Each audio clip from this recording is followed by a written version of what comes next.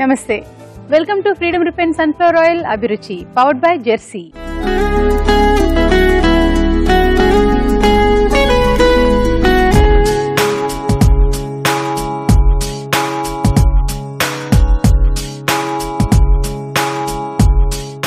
ఇవాళ బుధవారం అంటేనే నాన్ వెజ్ వంటలతో మీ అభిరుచి సిద్ధంగా ఉంటుంది. మరి ఇంకెందుకు ఆలస్యం, స్టార్ట్ చేసేద్దామా? మరి మన ఫస్ట్ సెగ్మెంట్ మసాలా వంటలు. మన సెగ్మెంట్ మసాలా వంటలు. మరి ఆ మసాలా వంటలో ఏం నాన్ వెజ్ స్పెషల్స్ చేసి చూపించబోతున్నారో తెలుసుకుందాం. మీ పేరు? నా పేరు రాధారాణి. రాధారాణి, ఎక్కడి నుంచి వచ్చారు? సఫిల్గూడ నుంచి వచ్చాను. సఫిల్గూడ, రాధారాణి, అన్ని రెండే. అంతేనా? ఓకే. మరి మీ పేరు? భార్గవి.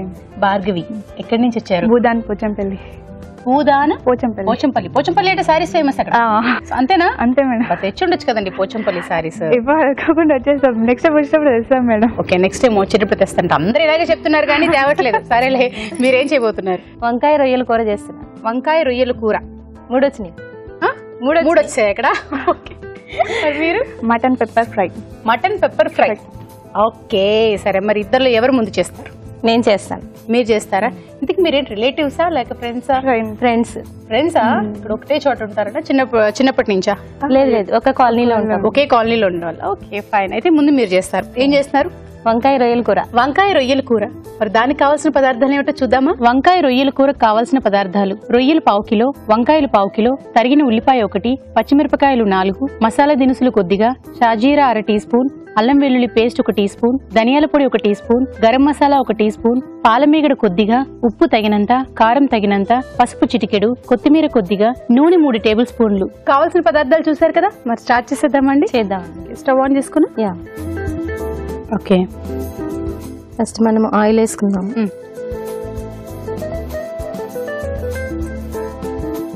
ఓకే, ఇది హీట్ అయ్యాక గరం మసాలా, చెక్క, లవంగం వేసుకోవాలి. ఓకే, మసాలా దినుసులు.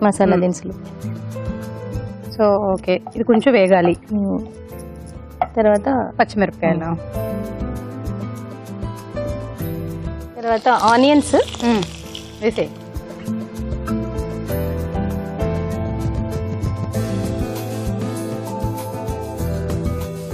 ఓకే, నెక్స్ట్ అల్లం వెల్లుల్లి పేస్ట్ వేసుకోవాలి.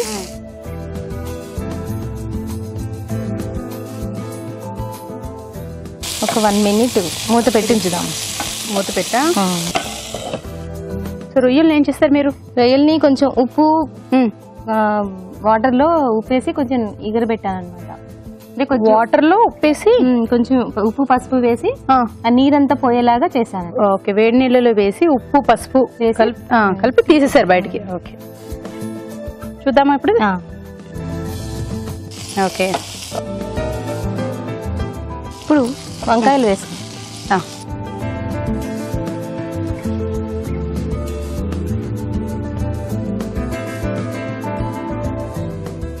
వంకాయ కండ్రెక్కిపోకుండా ఉండడానికి తగినంత ఉప్పు వేసేసుకోవాలి.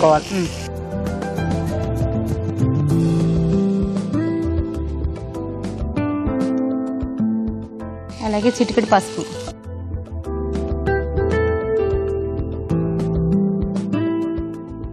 ఒక స్పూన్ ధనియా పౌడర్, కొద్దిగా ఫ్లేవర్కి సాజీరా వేస్తాం.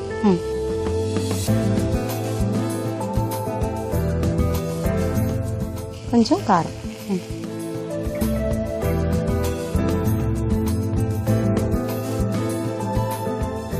ఇప్పుడు మళ్ళీ ఒక 2 మినిట్స్ మనము ఉంచాలి, అలాగే మగ్గించడానికి మూత పెట్టి ఉంచాలి. Okay, okay. మీరు అన్న టైం అయిపోయినట్టు చూడండి ఒకసారి. అయిపోయింది.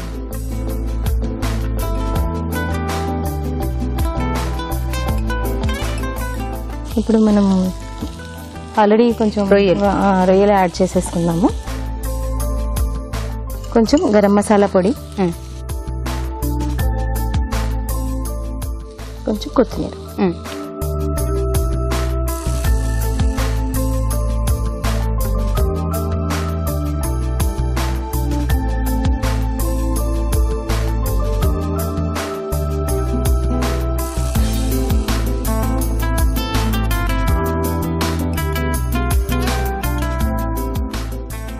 అయిపోయింది భావన గారు.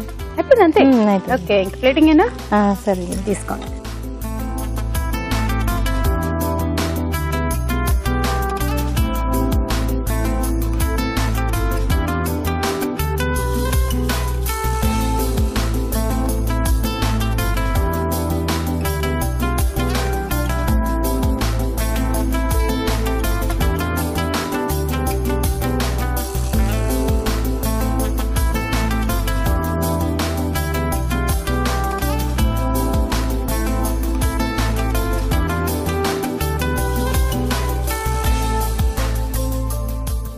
ఓ, క్రీమ్ యాడ్ చేస్తున్నారు.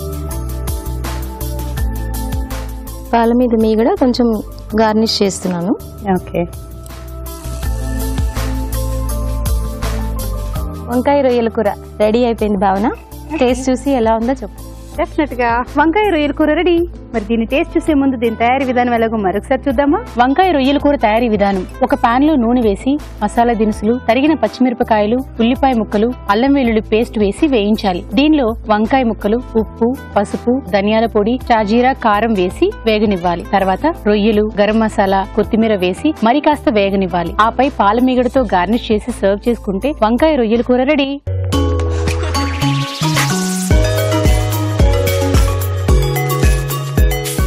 వంకాయ రొయ్యల కూర రెడీగా ఉంది. మరి దీన్ని టేస్ట్ చేయాలంటే వెల్కమ్ రావు గారు. హలో అండి. నమస్తే అండి. నమస్తే అండి. నమస్తే అండి. గుడ్ ఆఫ్టర్నూన్ అండి. హలో అండి. హాయ్ అండి. హాయ్ చెప్తున్నా, అటు చూస్తున్నారు, నన్ను చూడకుండా. అంటే రెండు చూడాలి కదా. బాగా కవర్ చేశారా? ఓకే, లేక వంకాయ రొయ్యల కూర అండి. సో ట్రై చేయండి. చూడడానికి చాలా బాగుంది. పాల మీగడ కూడా వేశారు. అదే గార్నిష్ బాగుంది. నేను sir.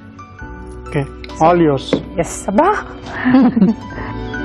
So I want to try with మీగడ తోట వంకాయ మీగడ అండ్ అంటే అది కాంబినేషన్ వేసి చెప్పారనమాట బాగుంటుంది అనేసి. So I want to try that.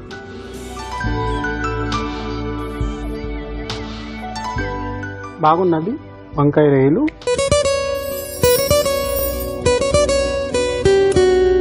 ఇప్పుడు మీకోసం మొదటి చిట్కా. మామూలుగా పుదీనా అనగానే మంచి సువాసన భరితంగా ఉంటుంది. పుదీనాను మనం రకరకాల కూరల్లో వాడుతూ ఉంటాం. ముఖ్యంగా మసాలా కూరల్లో, బిర్యానీల్లో, ఇలాంటి వాటిలో ఎక్కువగా యూజ్ చేస్తూ ఉంటాం.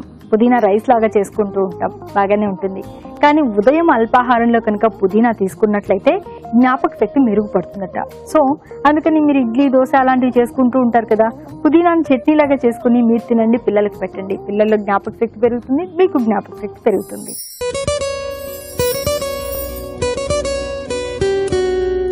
గ్లిజరిన్, రోజ్ వాటర్ ఈ రెండింటిని కలుపుకొని బాగా మిక్స్ చేసుకుని అప్పుడప్పుడు ముఖానికి కనుక రాసుకుంటూ ఉన్నట్లయితే చర్మం పొడిబారిపోయే సమస్య తగ్గుతుంది.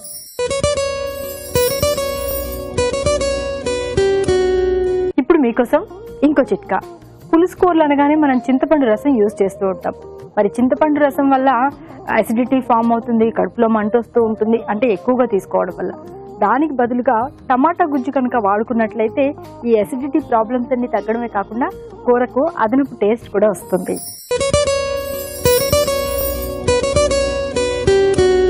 మన చర్మ సౌందర్యానికి సంబంధించి, జుట్టుకు సంబంధించి ఎన్ని చిట్కాలు చెప్పుకున్నా కూడా ఇంకా తక్కువే అనిపిస్తుంది. ఈ చిట్కా కూడా సరికొత్తగా ఉంది, ఫాలో అవ్వండి. శనగపిండి, పసుపు ఈ రెండింటిని కలుపుకొని కొద్దిగా నీళ్లు కానీ లేకపోతే పెరుగు కానీ వేసుకుని బాగా పేస్ట్ లాగా చేసుకుని ఈ పేస్ట్ ని ముఖానికి, మెడకి, చేతులకి, బాడీ అంతా కూడా మృదువుగా మర్దన చేసుకుని ఒక 10 నిమిషాల తర్వాత గోరువెచ్చటి నీళ్లతో కనుక స్నానం చేసినట్లయితే చర్మ సంబంధ సమస్యలన్నీ తగ్గడమే కాకుండా చర్మం మంచి నిగారింపును సంతరించుకుంటుంది.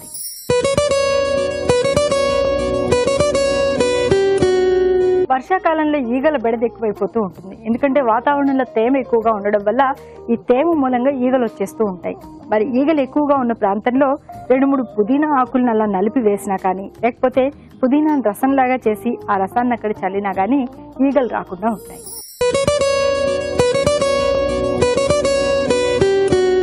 పేల సమస్య నిజంగా చాలా చిరాకు తెప్పిస్తూ ఉంటుంది. ముఖ్యంగా స్కూల్కి వెళ్ళే పిల్లలు, హాస్టల్లో ఉండే పిల్లల్లో మాత్రం, జుట్టు ఎక్కువగా ఉండే పిల్లల్లో కూడా ఈ పేలు ఎక్కువగా కనిపిస్తూ ఉంటాయి. మరి పేలు తగ్గించుకోవాలి అంటే వేపాకుని బాగా పేస్ట్ లాగా చేసి దానిలో కొద్దిగా పెరుగు వేసుకుని తలకంతా కూడా బాగా పట్టించి ఒక హాఫ్ అన్ అవర్ తర్వాత తలస్నానం చేస్తూ ఉండాలి. ఇలా వారానికి 2-3 సార్లు కనుక చేస్తూ ఉన్నట్లయితే పేల సమస్య చాలా వరకు తగ్గిపోతుంది.